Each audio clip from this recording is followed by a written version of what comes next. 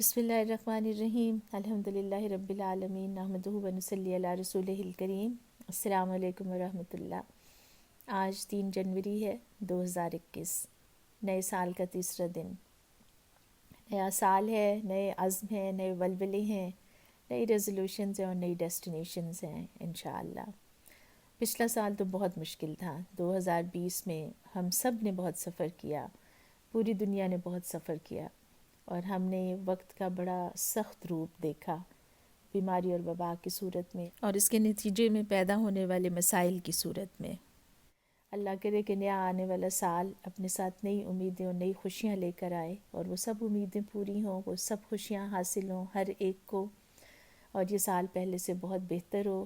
جو عزم اور ولولے ہیں وہ بھی پورے ہوں، جو ریزولوشنز ہیں وہ بھی پوری ہوں، اور جو ڈیسٹینیشنز ہیں وہ بھی اچیو ہوں.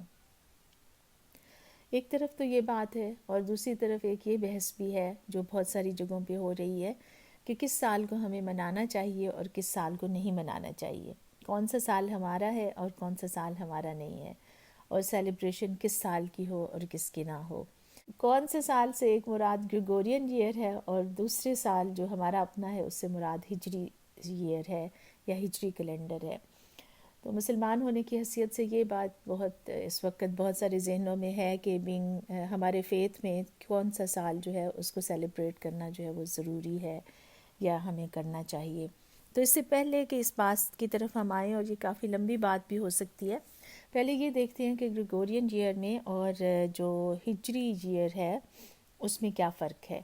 تو بیسک فرق جو ہے وہ گریگورین ایئر یا گریگورین کیلنڈر جو ہے یہ ایک سولر ایئر ہوتا ہے، اور سولر ایئر یا شمسی سال اس مدت کو کہتے ہیں جس میں زمین سورج کے گرد اپنا ایک چکر مکمل کرتی ہے.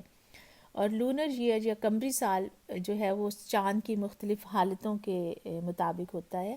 جیسے ہم دیکھتے ہیں کہ شروع میں جب چاند طلوع ہوتا ہے تو وہ بالکل ایک ہلال یا کریسنٹ کی شکل کا ہوتا ہے، پھر ایک ہفتے کے بعد آدھا چاند ہو جاتا ہے، پھر ایک ہفتے کے بعد پورا چاند ہو جاتا ہے، پھر اگلے ہفتے میں چاند پھر گھٹنا شروع کر دیتا ہے اور آدھا رہ جاتا ہے، اور پھر مہینے کے آخر میں جا کر آخری ہفتے میں چاند جو ہے وہ غروب ہو جاتا ہے اور پھر نیا چاند طلوع ہوتا ہے. تو یہ 4 جو مختلف فیزز ہیں چاند کی، جب یہ مکمل ہو جاتی ہیں تو ایک مہینہ مکمل ہو جاتا ہے. یعنی لونر ایئر کا یا قمری سال کا ایک مہینہ مکمل ہو جاتا ہے، اور جب چاند ایسے 12 مہینے مکمل کرتا ہے تو ایک قمری سال مکمل ہو جاتا ہے.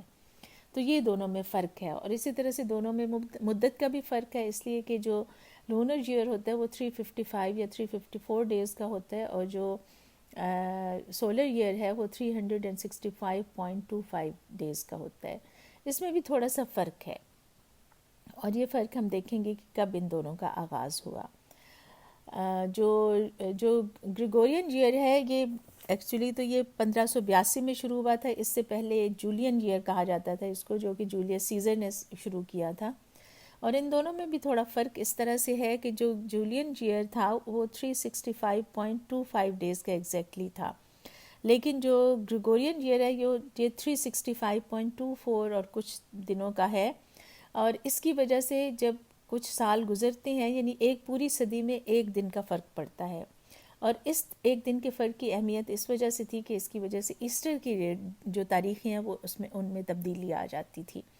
اور اس لیے پھر انہوں نے جولین ایئر کو ختم کر کے گریگورین ایئر کو شروع کیا. اور اس وقت بھی اگر ہم دیکھیں تو جولین اور گریگورین ایئر میں 13 دن کا فرق ہے، اور 2100 میں جا کر یہ فرق جو ہے وہ 14 دن کا ہو جائے گا. اسی طرح سے جب ہم لونر ایئر کا اور سولر ایئر کا فرق بھی دیکھتے ہیں تو یہ بھی 11 دن کا فرق ہے. اور اس 11 دن کے فرق کی وجہ سے یہ ہوتا ہے کہ جو سولر ایئر ہے اس کے تو مہینے ہمیشہ اپنے ایک ہی موسم میں آتے ہیں. جیسے اگر اپریل ہے تو اس میں ہمیشہ بہار ہی ہوگی، اگر مئی اور جون کے مہینے ہیں تو وہ دنیا کے ایک حصے میں ہمیشہ ان میں گرمی ہوگی، اور دنیا کے دوسرے حصے میں جیسے آسٹریلیا وغیرہ ہے یا ساؤتھ افریقہ ہے وہاں پر ہمیشہ ان مہینوں میں سردی ہوا کرے گی.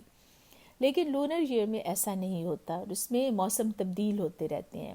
اور یہ چھوٹا ہونے کی وجہ سے ایسا ہوتا ہے کہ ہر 33 سال کے بعد اس کا سائیکل وہی اپنی جگہ پر واپس آ جاتا ہے.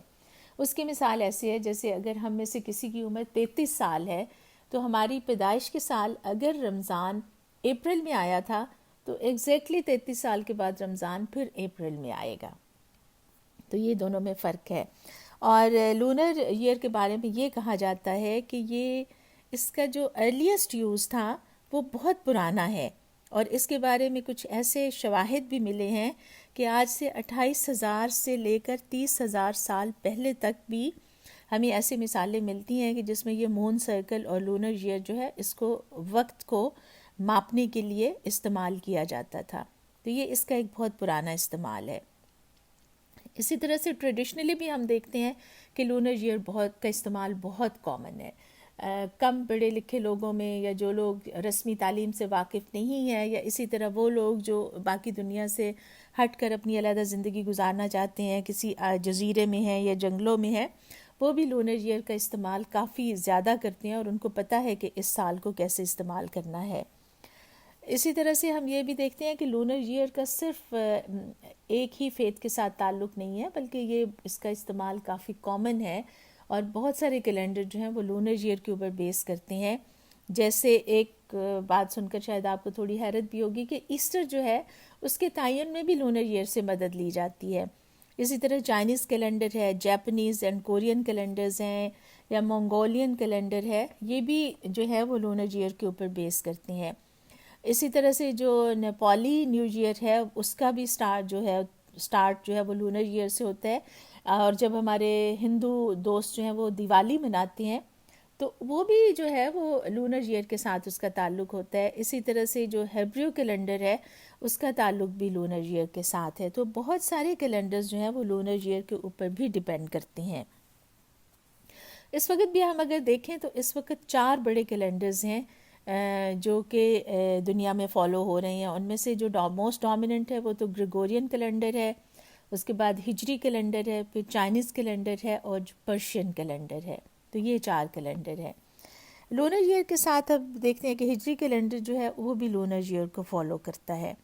اور اس کا آغاز کیسے ہوا تھا، اس کا سٹارٹ کیسے ہوا تھا؟ اس کے سٹارٹ کے بارے میں یہ کہا جاتا ہے کہ جب رسول اللہ صلی اللہ علیہ وسلم اس دنیا سے تشریف لے گئے تو اس کے 17 سال کے بعد حضرت عمر بن خطاب، حضرت عمر الفاروق رضی اللہ عنہ کے دور میں، جب ان کی خلافت کا 3 یا 4 سال تھا، جو کہ اسلام کے دوسرے خلیفہ ہیں، تو حضرت ابو موسیٰ اشعری رضی اللہ عنہ نے ان کو ایک خط لکھا.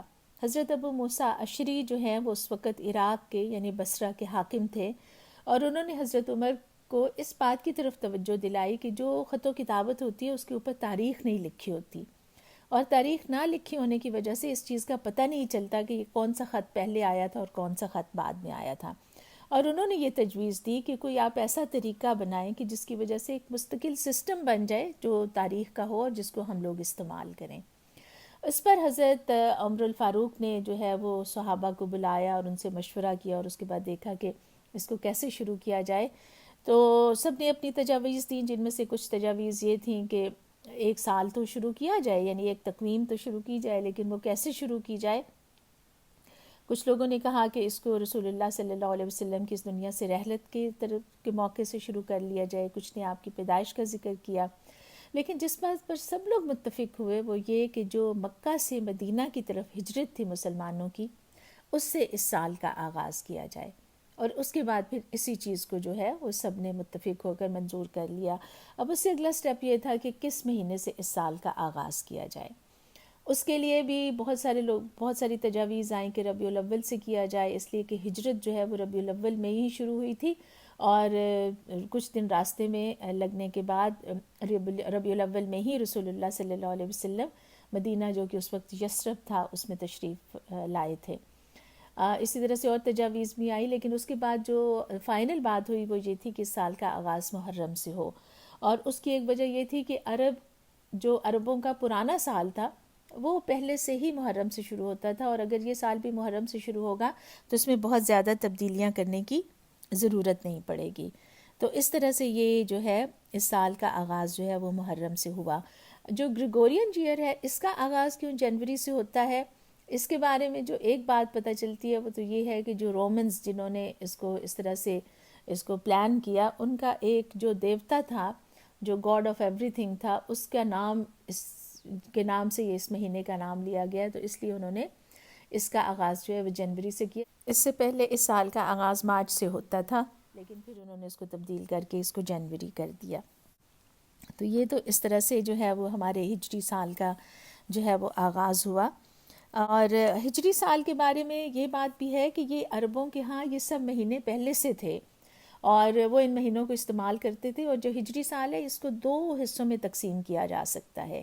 اس کے 4 مہینے جو ہیں ان کو حرام مہینے کہا جاتا ہے، یعنی جن میں لڑنا جھگڑنا قتل و غارت کرنا اور جو ہے یہ سب چیزیں جو ہیں ان کے اوپر پابندی تھی. اور وہ ہیں رجب، ذوالقعدہ، ذی الحج اور محرم. جو ان میں سے آخری 3 مہینے ہیں ذوالقعدہ، ذی الحج اور محرم، وہ تو حج کی وجہ سے ان کو حرام قرار دیا گیا تاکہ لوگ اس میں آرام کے ساتھ حج کر سکیں اور اپنے گھروں کو واپس جا سکیں. اور اسی طرح رجب کو بھی حرام قرار دیا گیا. لیکن قرآن میں ایک چیز کا ذکر ہوا ہے جس کو النسی کہا جاتا ہے. سورہ توبہ کی آیت نمبر 36 اور 37 کے ذریعے سے اس کو منسوخ کر دیا گیا. تو عربوں میں اس چیز کا رواج تھا کہ وہ اپنی ضرورت اور اپنی مرضی کے مطابق مہینوں کو تبدیل کرتے رہتے تھے. اور بعض اوقات وہ یہ بھی کرتے تھے کہ اس میں 1 مہینہ اضافی ڈال دیتے تھے تاکہ حرام مہینے اور حلال مہینے جو ہیں وہ ان کی اپنی مرضی کے دنوں میں آ جائیں. باقی 8 مہینے حلال ہیں جن میں لڑائی یا قتل و غارت یا ایک دوسرے کے ساتھ جھگڑا کرنے پر کوئی پابندی نہیں ہے. تو یہ تو چند فیکٹس تھے، چند چیزیں تھیں جو ان مہینوں کے بارے میں تھیں اور اس بارے میں تھیں کہ کون لونر میں اور سولر ایئر جو ہے اس میں کیا فرق ہوتا ہے. اب جہاں تک بات یہ رہی کہ کون سا سال ہمارا ہے اور کون سا سال ہمارا نہیں ہے، تو وقت تو سب اللہ کے ہیں اور اللہ نے بنائے ہیں. اور اللہ کی ایک مشیت ہے کہ جو قوم بھی ڈومیننٹ ہوتی ہے پھر اس کی سب چیزیں ڈومیننٹ ہو جاتی ہیں. آج کل وہ لوگ ڈومیننٹ ہیں جو گریگورین ایئر جنہوں نے بنایا اور جنہوں نے پوری دنیا میں مروج کیا، تو اس لیے ان کا ایئر جو ہے وہ ڈومیننٹ ہے اور پوری دنیا میں استعمال ہو رہا ہے. جب وہ لوگ ڈومیننٹ ہو جائیں گے جو ہجری ایئر کو فالو کرتے ہیں تو پوری دنیا ان کے ایئر کو فالو کرنا شروع کر دے گی. اس وقت زیادہ تر ملکوں میں تو گریگورین ایئر فالو ہوتا ہے، لیکن سعودی عرب میں جیسے ہجری کیلنڈر جو ہے اس کو فالو کیا جاتا ہے. وقت تو سب اللہ کا ہے اور اللہ نے یہ ایک دولت کے طور پر ہمیں دیا ہے. اور اس سے اگلی بات یہ ہے کہ پھر خوشی منانا، اس سے شاید اتنا فرق نہ پڑتا ہو کہ کس سال کے آغاز میں ہم خوشی منا رہے ہیں، لیکن یہ فرق ضرور پڑتا ہے کہ ہمارا خوشی منانے کا انداز کیا ہے. کیا ہم جس طریقے سے خوشی منا رہے ہیں وہ ہماری تہذیب، ہماری اقدار، ہمارے دین اور ہمارے معاشرے کے مطابق ہے یا ہماری روایات سے ہٹ کر ہے. اگر تو وہ خوشی منانے کا طریقہ ایسا ہے جو ہمارے دین اور ہماری اقدار سے مطابقت رکھتا ہے اور ہماری تہذیب کے مطابق ہے اور جس خالق اور جس مالک اور جس آقا نے ہمیں پیدا کیا ہے وہ اس کو ناراض نہیں کر رہا، تو وہ خوشی ہمارے دل کو سکون دے گی. اور اگر وہ طریقہ اس سے ہٹ کر ہے تو چاہے کوئی سا بھی سال ہو، اگر ہم اس کی خوشی منائیں گے تو وہ ہمارے دل کو اور ہماری روح کو مضطرب کر دے گی. اور اگلی بات یہ ہے کہ وقت ایک دولت ہے جو اللہ نے ہمیں دیا ہے. اس دولت کو ہم نے استعمال کرنا ہے اور اچھے طریقے سے استعمال کرنا ہے، چاہے وہ کوئی سا بھی سال ہو. اور اس دولت کو کیسے استعمال کرنا ہے اس کے لیے ایک بہت اچھا طریقہ ہمیں بتا دیا گیا کہ اس زمانے کی قسم کھا کر یہ کہا گیا کہ انسان بڑے خسارے میں ہے. لیکن کون لوگ ہیں جو اس خسارے سے بچ جاتے ہیں؟ جو ایک دوسرے کو حق بات کی نصیحت کرتے ہیں اور ایک دوسرے کو صبر کرنے کی تلقین کرتے ہیں. تو وقت تو ایک سرمایہ ہے اور برف کی طرح ہے جو پگھل جائے گا. اس سے پہلے کہ یہ پگھل جائے اس کو استعمال کر لینے ہی میں بہتری ہے. تو اللہ کرے کہ آنے والا ہر سال اور ہر لمحہ ہماری زندگیوں کا قیمتی ہو. آج آپ سے یہی کہنا تھا. پھر ملاقات ہوگی. فی امان اللہ.